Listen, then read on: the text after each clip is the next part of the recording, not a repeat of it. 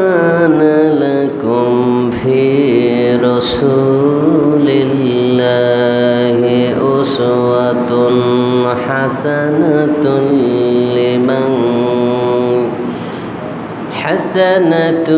لمن يرجو الله واليوم الآخر وذكر الله كثيرا. إن الله وملائكته يصلون على النبي يا أيها الذين آمنوا صلوا عليه وسلموا تسليما. اللهم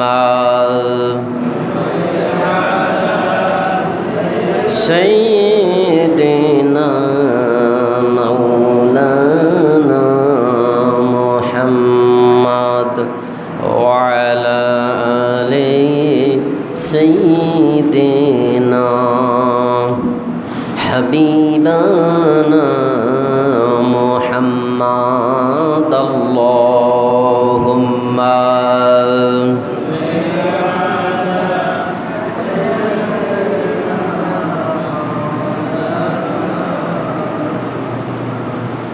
وعلى آل سيدنا حبيبنا محمد. আলহামদুলিল্লাহ, সকলে সমস্বরে পড়ছি আলহামদুলিল্লাহ। প্রশংসা করছি সেই মহান মাবুদের, যে মহান মাবুদ আমাদিগকে সুস্থ রেখেছেন, ভালো রেখেছেন। আজকের এই দিনে অনেক মানুষ ক্লিনিকে, হাসপাতালে অসুস্থ অবস্থায় কাতরাচ্ছে, কি বলেন? সেখান থেকে মুক্ত করে আল্লাহ সুবহানাহু ওয়া তাআলা আমাদিগকে যে সুস্থ রেখেছেন, ভালো রেখেছেন, আল্লাহর এক মহান আদেশ পালন করার জন্য সব থেকে মুক্ত করে তার ঘরে আসার তৌফিক দান করেছেন। সেই মহান প্রভুর দরবারে মাথা নত করে অন্তরের স্থল থেকে শুকরিয়া আদায় করছি আলহামদুলিল্লাহ। অতঃপর লাখো কোটি দরুদ ও সালাম বর্ষিত হোক সেই মহান মানবতার মুক্তির দিশারি, বিশ্ব মানবতার মুক্তির দূত, যে নবী করিম সাল্লাল্লাহু আলাইহি সাল্লাম সকল মানুষের আদর্শকে দুর্ভিত করে নবীজির আদর্শকে আল্লাহর জমিনে বাস্তবায়ন করার জন্য 63 বৎসর আল্লাহ সুবহানাহু ওয়া তাআলা তাকে হায়াতে তয়্যিবা দান করেছিলেন। আর সেই নবীর আদর্শকে প্রতিষ্ঠা করার জন্যই তিনি প্রাণান্তকার প্রচেষ্টা চালিয়েছিলেন। সেই নবীর প্রতি শত সহস্র কোটি দরুদ ও সালাম বর্ষিত হোক। বিশ্ব নবী জনাবে মুহাম্মদুর রাসূলুল্লাহ সাল্লাল্লাহু আলাইহি সাল্লাম। সম্মানিত দিনদার, ইমানদার, মুত্তাকি, পরহেজগার ভাইয়েরা এবং পর্দার আড়ালের মা ও বোনেরা, আমরা পবিত্র কোরআনুল কারীম থেকে যে আয়াতে কারিমা আমরা তেলাওয়াত করেছি, আজকে আমরা এখান থেকে শিক্ষা নেব। 33 নম্বর সূরা, সূরাতুল আহজাব, 21 নম্বর পারা, 19 নম্বর পৃষ্ঠা, 21 নম্বর আয়াত। কোন সূরা বলেন তো? সূরাতুল আহজাব, 21 নম্বর পারা, 19 নম্বর পৃষ্ঠা, 21 নম্বর আয়াত। আল্লাহ সুবহানাহু ওয়া তাআলা বললেন, যেটা আমরা যে আয়াতে কারিমা আমরা তেলাওয়াত করলাম স্বতঃস্ফূর্তভাবে, কি লাকাদ কানা লাকুম ফি রাসূলিল্লাহি উসওয়াতুন হাসানাতুল্লি মায়ারজুল্লাহ ওয়াল ইয়াউমিল আখির ওয়া যাকারাল্লাহ কাসীরা। এখানে শিক্ষণীয় বিষয় আছে, অনেক আলিম আছেন এখানে। আমরা জানি যে ইন্না মানে নিশ্চয়ই, কিন্তু এখানে আল্লাহ লানে তাকিদ আল্লাহ ব্যবহার করেছেন, লাকদ শব্দ আল্লাহ ব্যবহার করেছেন। লাকদ মানে হলে নিশ্চয়ই, নিশ্চয়। আর তার বামে যদি বাংলা শব্দ রস্যই লাগান তাহলে কত গুরুত্ব হবে, এটা তো আমরা বাংলাটা বুঝি, কি বলেন? জি, নিশ্চয়ই। কানা, লাকদ কানা লাকুম, কানা মানে রয়েছে, লাকুম মানে হলো তোমাদের জন্য, ফি মানে মধ্যে, রসুলিল্লাহ আল্লাহর রসুলের, উসওয়াতুন হাসানা। উসওয়াতুন মানে হলো আদর্শ, হাসানা মানে হলো উত্তম। এখানে আল্লাহ তাআলা আরেকটা শব্দ ব্যবহার করেছেন হাসানা। এখানে বলে যদি হাই হাতা বা অক্ফ করার মতো যদি আল্লাহ ব্যবহার করতেন তাহলে এখানে থেমে যেত, কিন্তু আল্লাহ সুবহানাহু ওয়া তাআলা এখানে এমন একটা শব্দ ব্যবহার করেছেন যে হাসানাতুল্লি। পৃথিবীতে যত আদর্শ দেখো, যেমন আমরা অনেকের জীবনে আদর্শ আমরা দেখি, সেই আদর্শগুলি প্রতিষ্ঠা করার জন্য তারা প্রান্তকার প্রচেষ্টা চালাচ্ছে, কি বলেন? খোলামেলা আমি পছন্দ করি, আকার ইঙ্গিত আমি পছন্দ কম করি। যেমন শেখ মুজিবুরের আদর্শ তারা প্রতিষ্ঠা করার জন্য চেষ্টা করতেছে, জিয়ার আদর্শ প্রতিষ্ঠা করার জন্য চেষ্টা করতেছি। আর আমার আল্লাহ কোরআনুল কারিমে বললেন উসওয়াতুন হাসানাতুল্লি, সর্বশ্রেষ্ঠ উত্তম আদর্শ রয়েছে আমার রসুলের মধ্যে, সেটাকে তোমরা অনুকরণ করো, অনুসরণ করো, অনুধাবন করো। জোরে কোন সুবহানাল্লাহ।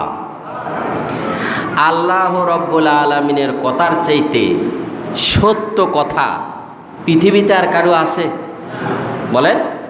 আল্লাহ রব্বুল আলামিনের চাইতে পৃথিবীতে সবচাইতে গ্যারান্টিযুক্ত কথা পৃথিবীর কারো আছে? বলেন।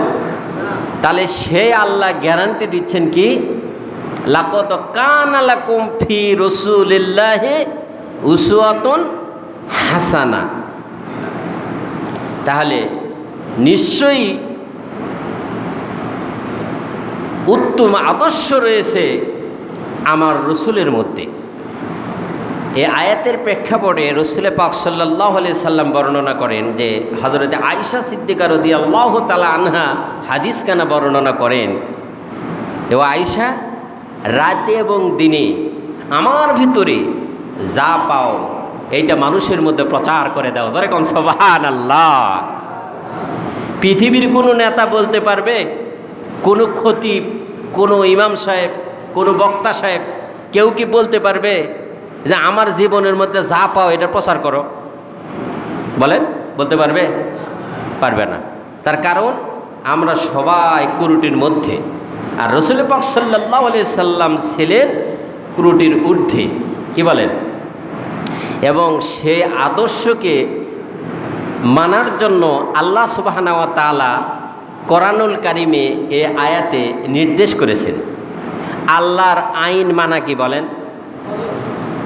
হ্যালো, আল্লাহর আইন মানা কি? ফরজ। তাহলে এই আয়াত আমাদেরকে আজকে কি শিক্ষা দিল? কি শিক্ষা আমরা অর্জন করলাম? আল্লাহ তাআলা বলতেছেন যে আমার রসুলের মধ্যে সকল আদর্শ রয়েছে, তার আদর্শকে তোমরা মেনে চলো।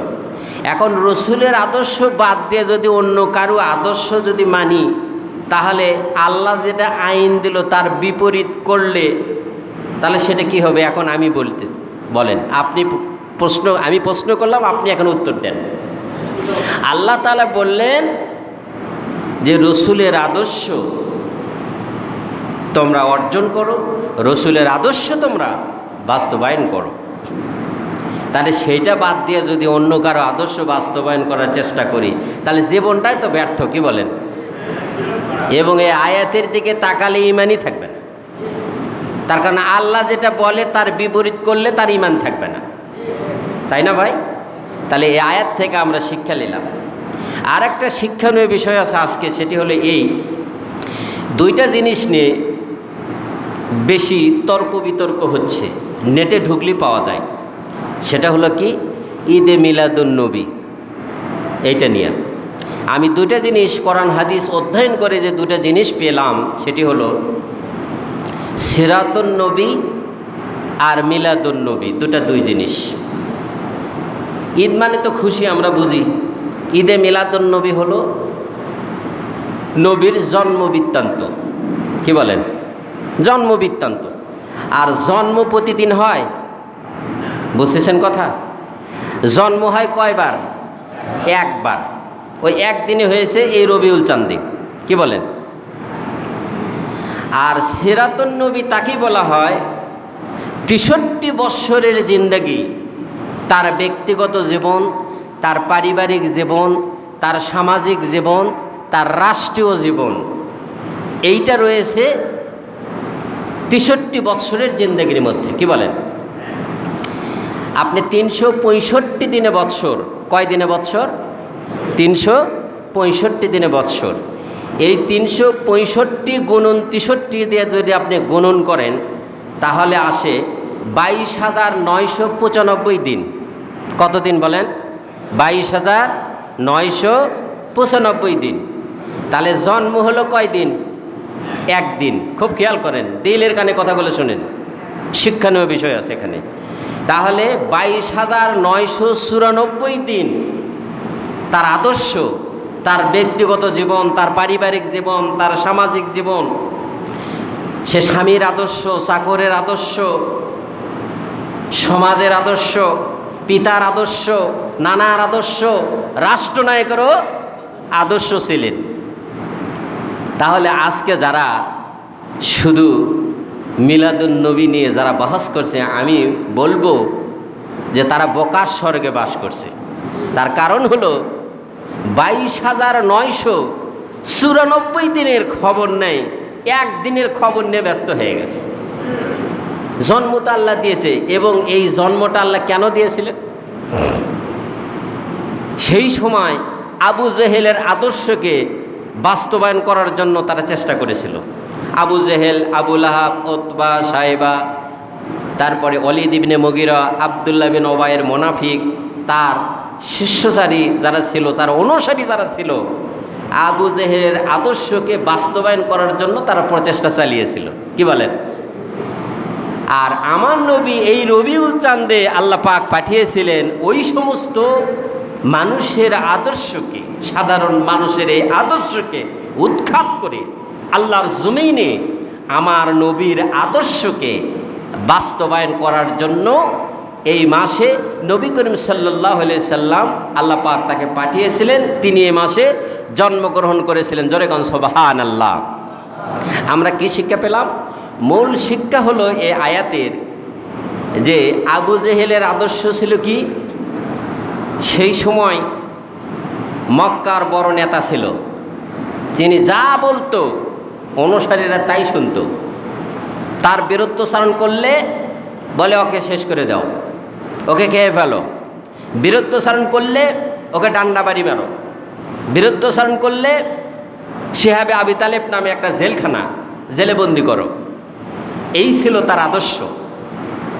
আর এই আদর্শকে উৎখাত করে আমার নবীজির আদর্শকে আল্লাহর জমিনে বাস্তবায়ন করার জন্য নবী করিম সাল্লাল্লাহু আলাইহি সাল্লামকে এই রবিউল চাঁদে আল্লাহ পাক পাঠিয়েছিলেন। একবার সুবহানাল্লাহ বলবেন না? আমরা গত জুমায় আলোচনা করেছি, হালকা কিছু সার কথাগুলো আমরা বলেছি। তিনি চাকরের আদর্শ ছিলেন, তিনি স্বামীর আদর্শ ছিলেন, তিনি পিতার আদর্শ ছিলেন, তিনি নানার আদর্শ ছিলেন। এই কয়েকটা বিষয়ের উপরে আমরা সার কথাগুলো বলেছিলাম, কি স্মরণ আছে না? তিনি কিন্তু বিচারকেরও আদর্শ ছিলেন। এমন বিচার করতেন, কে আমার দলের লোক, ওইটা দেখার বিষয় ছিল না। ছিল না যে এটা কেমনে জানলাম, এটা আইডিয়ার উপর আমরা বললাম। আবার অনেকে হাদিসটা জানি। মুত্তাফাকুন আলাইহি, বুখারী এবং মুসলিম শরীফের হাদিস। একজন ইহুদি আর একজন মুসলিম, দুইজনের মধ্যে দ্বন্দ্ব হলো। কি নিয়ে দ্বন্দ্ব হলো? জায়গা নিয়ে দ্বন্দ্ব হলো। আজকে সমাজে দেখবেন জায়গা নিয়ে, জমি নিয়ে বেশি দ্বন্দ্ব হয়, এমনকি আত্মীয়তার সম্পর্কও ছিন্ন হয়ে যায়, তাই কিনা বলেন? কেমন আদর্শের নবী ছিলেন? একজন ইহুদি আর একজন মুসলিম। মুসলিম বলতেছে এই জায়গার মালিক আমি, আর ইহুদি বলতেছে না, এই জায়গার মালিক আমি। দুইজনের মধ্যে দ্বন্দ্ব হয়েছে। এবার দুইজনের মধ্যে যখন দ্বন্দ্ব হলো, মুসলিম মনে মনে ধারণা করলেন, আমি যেহেতু মুসলিম, আর মুসলিম উম্মার সবচাইতে বড় নেতা হলেন মুহাম্মদুর রাসূলুল্লাহ সাল্লাল্লাহু আলাইহি ওয়াসাল্লাম, তার কাছে যদি আমি এই বিচারটা ছানি করতে যাই, তাহলে অবশ্যই আমি ন্যায় বিচার পাব, জায়গার মালিক আমি হয়ে যাব। এবার একজন ইহুদি আর একজন মুসলিম নবী করিম সাল্লাল্লাহু আলাইহি সাল্লামের কাছে বিচার আরোপ করলেন। দুইজনের পেপারস নিয়ে যায় যখন হাজির হলেন, বিশ্বনবী দেখেন বিচারকের আদর্শ কাকে বলে, ন্যায় বিচার কাকে বলে। নবীজি এবার পেপারসগুলি দেখলেন এবং জায়গা পরিদর্শন করলেন। জায়গা পরিদর্শন করলেন, পেপারস দেখলেন, ডকুমেন্টারি যা আছে সব কিছু দেখে, সব কিছু জেনে শুনে বুঝে রায়টা দিয়ে দিলেন ইহুদির পক্ষে। এই জায়গার মালিক মুসলিম, তুমি নাও, ইহুদি হলো মালিক। জোরে করে আল্লাহু আকবার। আর আমাদের দেশের নেতা হলে কবে আমার দলের লোক, যা হয় পরে দেখবো নি, ওকাকে প্রাচীর দিয়ে ভাগ করে দাও। কি বলেন? ওকাকে প্রাচীর দিয়ে দাও, আমার দলের লোক, ওকে ও জায়গার মালিক, ও কাগজে কি আছে ওটা পরে দেখবো নি। কি বলেন? এই ছিল আদর্শ। বিশ্বনবী রায় দিয়ে দিলেন, এই জায়গার মালিক ইহুদি, এই জায়গার মালিক মুসলিম না। মুসলিমের মন খারাপ হয়ে গেছে।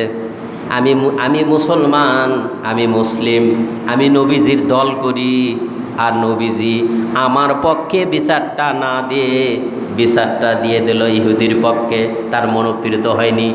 আজও সমাজে এইটা বৈষম্য আছে। আমি দলের লোক, আমার পক্ষে না থেকে বিপক্ষে চলে গেছে, বলে না ভাই? আদর্শ দেখেন, নবীজির আদর্শ দেখেন। বিচারটা পছন্দ হলো না। পছন্দ যখন হলো না, মুসলিম আবার মনে মনে ভাবলেন, একজন বিচক্ষণ মানুষ আছে, তার কাছে যদি যাই বিচারটা সঠিক বিচার পাব। কে বলেন তো? হ্যাঁ, মাশাআল্লাহ মাশাআল্লাহ, আলহামদুলিল্লাহ। এবার মুসলিম বলতেছে ইহুদিকে, ভাই ইহুদি শোনো, এই বিচার আমার পছন্দ নয়। বলে, তুমি না বললে যে নবীজির কাছে বিচার গেলে বিচারটা যদি আমরা দিই সঠিক বিচার পাব?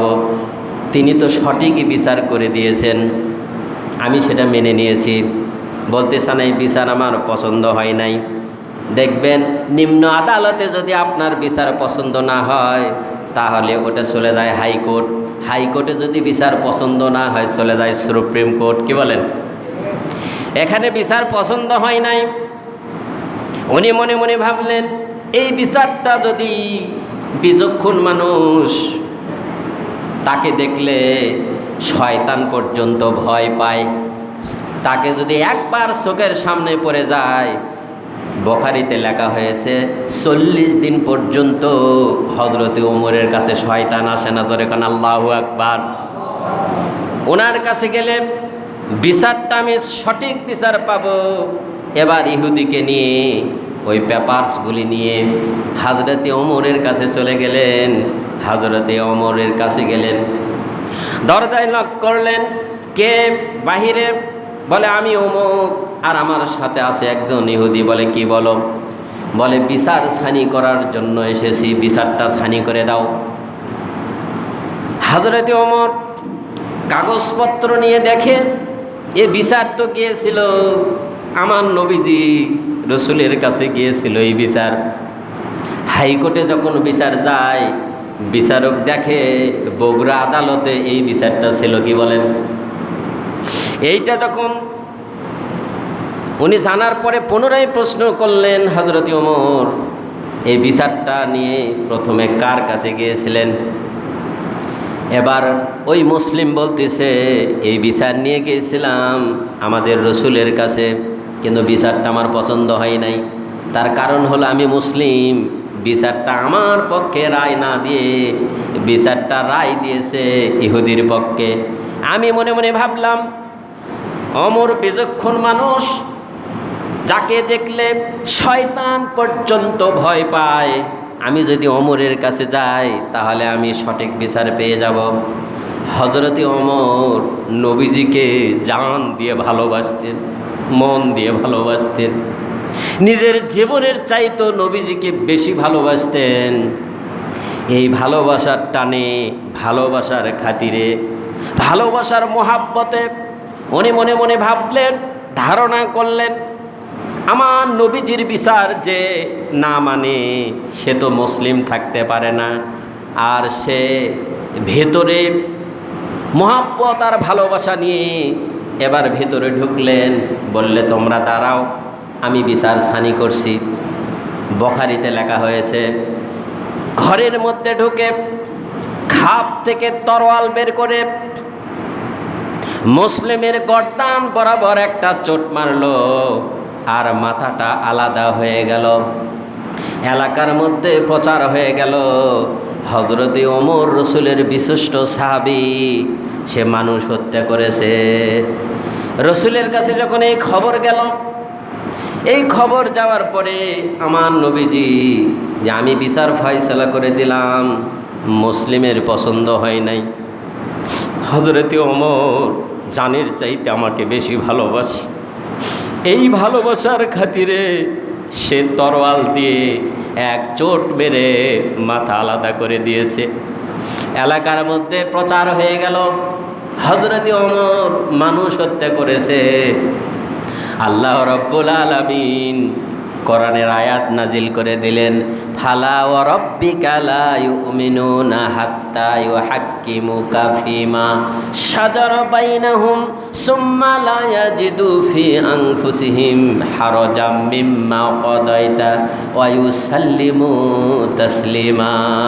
আল্লাহ রাব্বুল আলামিন তার হাবিবকে জানিয়ে দিলেন, ও আমার হাবিব, ও আমার রসুল, ও আমার দোস্ত ওমর রাদিয়াল্লাহু তাআলা আনহু সে মানুষ হত্যা করে নাই। আমি কোরআনুল কারীমের আয়াত নাজিল করে দিলাম, ফালা ওয়া রাব্বিকা, অতএব তোমার রবের কসম। কার কসম বলেন? আল্লাহ তাআলা বলতেছেন, আমার হাবিব তোমার রবের কসম। আল্লাহ নিজে কসম খেয়ে তার হাবিবকে বলতেছেন, তুমি বলো তোমার রবের কসম। লা ইউমিনুনা, লা মানে না, ইউমিনুনা কখনোই তারা মুমিন হতে পারবে না, হাত্তা যতক্ষণ পর্যন্ত ইউহাক্কিমুকা আপনাকে বিচারক না মানবে। আর আপনাকে বিচারক বাদ দেয়া যদি অন্য কাউকে বিচারক মানে তাহলে সে মুমিন না, সে হলো কাফের। ধরে কোন আল্লাহু আকবার। বিচার কাকে বলে দেখছেন? বিচার কাকে বলে? এই ছিল নবীজির আদর্শ।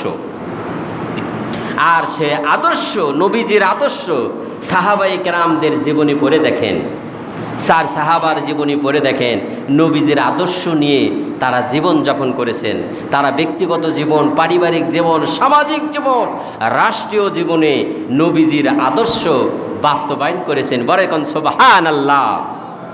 হযরত ওমর রাদিয়াল্লাহু তাআলা আনহু আমরা সকলেই অবগত আছি, অর্ধ দুনিয়ার খলিফা ছিলেন। বলেন কয়টা দুনিয়ার খলিফা ছিলেন? বলেন অর্ধ দুনিয়ার খলিফা ছিলেন। অর্ধ দুনিয়া মানে যতগুলো দেশ আছে তার সমস্ত দেশের অর্ধেক দেশের তিনি খলিফা ছিলেন, তিনি লিডার ছিলেন, তিনি নেতা ছিলেন। জোরে কোন আল্লাহু আকবার। অন্য একটা দেশ থেকে কিতাবে লেখা হয়েছে 10 জন ব্যক্তিকে পাঠিয়ে দিল হযরত ওমরের দরবারে। আমরা দীর্ঘদিন যাবৎ আমরা রাষ্ট্র পরিচালনা করি, আমরা দেশ পরিচালনা করি। হযরত ওমর অল্প দিনের মধ্যে কিভাবে অর্ধ দুনিয়ার খলিফা হলো। গোয়েন্দা সংস্থা থেকে 10 জন লোক পাঠিয়ে দিল। এবার রাষ্ট্রীয় কোষাগারে যখন আসলেন, সংসদ ভবন, এখনকার ভাষায় বলি সংসদ ভবনে যখন আসলেন, আসার পরে বললেন হযরত ওমর কোথায়? বললেন হযরত ওমর কিছুক্ষণ আগে বাহিরে গেছে। বাইরে গেছে মানে? বলে আমাদের এই রাষ্ট্রে একজনের ঘোড়া হারিয়ে গেছে, সেই ঘোড়া তালাশ করার জন্য তিনি খোঁজ করতে গেছেন। জোরে কোন আল্লাহু আকবার। একজন প্রেসিডেন্ট, একজনের ঘোড়া হারিয়ে গেছে, সেটা খোঁজার জন্য তিনি বের হয়ে গেছেন। সুবহানাল্লাহ বলবেন না? এই 10 জন ব্যক্তি গোয়েন্দা সংস্থা থেকে যারা এসেছিল, বলে কোন পথ দিয়ে গেছে? বলে এই পথ দিয়ে গেছে। পথ চলতে চলতে খোঁজাখুঁজি করতেছে। অনেক খোঁজাখুঁজির পরে দেখে একটা বৃক্ষের নিচে একটা লোক শুয়ে আছে। বালিশ নাই, বিছানা নাই, হাতখানা মাথার নিচে দিয়ে একটু আরাম করতেছে। আর রোদের প্রখর তাপ এসে শরীরটা ঘেমে গেছে। অর্ধেকটা ছায়ার মধ্যে পড়ে আছে, আর অর্ধেকটা রোদের মধ্যে পড়ে ঘাম পড়তেছে। একজন বলতেছে এইরকমই তো বর্ণনা শুনেছিলাম, এটাই হয়তো ওমর হবে। ওই 10 জনের একজন বলছে। আর একজন বলছে না, যদি ওমর হবে তাহলে তার তো সেই সিস্টেম দেখি না, তার পিছনে কোনো বাহিনী নাই, নিরাপত্তা কোনো বাহিনী নাই, অনেক কথা আছে। আরেকজন বলল না, ইনি ওমর হবে, এইরকমই আমি বর্ণনা শুনেছি। এইরকম কথোপকথন হতেই হযরত ওমরের কানে স্পর্শ হয়ে গেল কথা। আস্তে করে উঠে উনি বসলেন এবং দাঁড়িয়ে গেলেন তাদেরকে দেখে। বললেন ভাই আপনারা? বলে আপনার নাম কি? বলে আমার নাম ওমর। সুবহানাল্লাহ বলবেন না? দেশের প্রেসিডেন্ট দেখেন, আমার নাম ওমর। বলে আপনি কি খলিফা? বলে হ্যাঁ আমি খলিফা। বলে আপনি এইখানে কেন? বলতেছে আমার এই প্রজার মধ্য থেকে একজনের উট হারিয়ে গেছে, সেই উট তালাশ করার জন্য আমি বের হয়েছিলাম। ওই যে গাছের শিওরের সাথে বাধা দেখা যাচ্ছে, ওইটা উট আমি পেয়েছি। সুবহানাল্লাহ। 10 জন ব্যক্তি গোয়েন্দা সংস্থা থেকে তাদেরকে পাঠানো হয়েছিল। তারা চিন্তা ফিকির করলো, আমার দেশের প্রেসিডেন্ট আর্মি দিয়া, পুলিশ দিয়া, বিডিআর দিয়া, র্যাব দিয়া এইরকম করে বিশাল প্রাচীরের মধ্যে সংরক্ষণ করে রাখতে হয়। আর একজন অর্ধ দুনিয়ার খলিফা হযরত ওমর রাদিয়াল্লাহু তাআলা আনহু, একজনের উট হারিয়ে গেছে, কারো কোনো চাকরি গেল না, আর নিজে সেই খোঁজ করে ঘোড়া বের করে নিয়ে আসছে। জোরে কোন সুবহানাল্লাহ। এ সাধারণ মানুষ হতে পারে না। আমরা এই 10 জন যে এসেছি, কিতাবে লেখা হয়েছে হযরত ওমরের হাতে হাত রেখে বললেন লা ইলাহা ইল্লাল্লাহু মুহাম্মাদুর রাসূলুল্লাহ সাল্লাল্লাহু আলাইহি সাল্লাম। এই ছিল আদর্শ, এই ছিল নবীজির আদর্শ। সেইটাকে তারা অনুকরণ করেছে। কি বলেন? এরকম নেতা খুঁজে পাওয়া যাবে? বলেন, আছে? বাংলাদেশে আমিরে জামাতকে প্রশ্ন করেছিল, আপনার তো নিরাপত্তা নাই, নিরাপত্তা বাহিনী নাই, আপনি এরকম করে বন্যার্থীদের জন্য আপনি অনুদান দিচ্ছেন খোলা আকাশের নিচে 65 বছর বয়সে। আমির হামজা বক্তা সাহেব বলেছেন, যদি আপনারা আল্লাহর ওলি, যদি জিন্দা ওলি দেখতে চান, আমিরে জামাতের দিকে তাকায় দেখেন। জোরে কোন সুবহানাল্লাহ। তার কথার মধ্যে কোন আমিত্বের ভাব আছে? তার কথার মধ্যে সে কখনো কি বলেছে যে আমার আদর্শ আমার আল্লাহর জমিনে বাস্তবায়ন করো? তিনি একই কথা বলেন কি, আল্লাহর জমিনে রসুলের আদর্শকে বাস্তবায়ন করতে হবে। জোরে কোন সুবহানাল্লাহ। সেটা এখন আমিরে জামাত হোক আর যে জামাতের লোকই হোক না কেন, যে ব্যক্তি যে বা যাহারা রসুলের আদর্শ আল্লাহর জমিনে বাস্তবায়ন করতে চায়, তাদের সাথেই আমরা আছি। কি বলেন, আছি না ভাই? কারা কারা আছি একটু আল্লাহকে দেখান তো। লিল্লাহে তাকবীর, লিল্লাহে তাকবীর। আমার নেতা তোমার নেতা, আমার নেতা তোমার নেতা, মারহাবা, আল্লাহ কবুল করুন। এই যে হাত উঠাইছেন না ভাই, এটাও ভিডিও হয়েছে, কি বলেন? এখন হয়তো বুঝতেছি না আমরা। কিয়ামতের দিন ফেরেশতারা বলবে, একদল ফেরেশতা আল্লাহ নবীজিকে বলবে, হে আল্লাহর রসুল, আপনাকে বিশ্ব নেতা হিসাবে আখ্যায়িত করেছিল, আপনি ছিলেন না। 12ই রবিউল চাঁদে আপনি যে জন্মগ্রহণ করেছিলেন, খতিব সাহেব আলোচনা করতেছিল, আর ওনারা দেখেন এই যে হাত উঠাইয়ে, আপনি যে বিশ্ব নবী আর আপনি যে বিশ্ব নেতা, আপনাকে তারা মেনে নিয়েছে, হে রসুল তাদেরকে সুপারিশ করুন। জোরে কোন সুবহানাল্লাহ। ভিডিও হচ্ছে না ভাই? ভিডিও হচ্ছে না, এখন দেখতে পাচ্ছি না, কিন্তু দেখতে পাবো সেই দিন। আল্লাহ সেদিন বলবেন, ইকরা কিতাবাকা কাফা বিনাফসিকাল ইয়াউমা আলাইকা হাসিবা, আপন কর্মের রেকর্ড পাঠ করো, আজ তোমার জীবনের হিসাব দেওয়ার জন্য তুমি নিজেই যথেষ্ট। সেই দিন আল্লাহ বলবেন। এই ছিল আদর্শ। আমার ভাইয়েরা, কেমন নেতা ছিলেন তারা, তাদেরকে অনুকরণ করেন। ওই সমস্ত যে নেতার নিজেই ঠিক নাই, তার আদর্শ আপনি প্রতিষ্ঠিত করলে আপনি নিজেও তো ঠিক থাকবেন না, কি বলেন? এজন্য রসুলের আদর্শ প্রতিষ্ঠা করতে হবে। রসুলের বিশিষ্ট সাহাবী হযরতে ওমর রাদিয়াল্লাহু তাআলা আনহু, সবাই ঘুমায় আছে, তিনি প্রতিবেশীর খোঁজ খবর নেওয়ার জন্য আরামের ঘুম হারাম করে, নেতা কারে বলে দেখেন, আরামের ঘুম হারাম করে পথ চলতেছে। কিছু দূর যাওয়ার পরে দেখে একটা তাঁবু গাড়া আছে, ওই তাঁবু গাড়া আছে, তাঁবুর মধ্যে 2টা বাচ্চা কান্না করতেছে, আর পাতিলের মধ্যে পানি আর পাথর দিয়ে নাড়াচ্ছে, মনে হচ্ছে যে রান্না হচ্ছে। বাহিরে থেকে আওয়াজ আসতেছে কি রান্না হচ্ছে। বাবা কান্না করো না, একটু অপেক্ষা করো।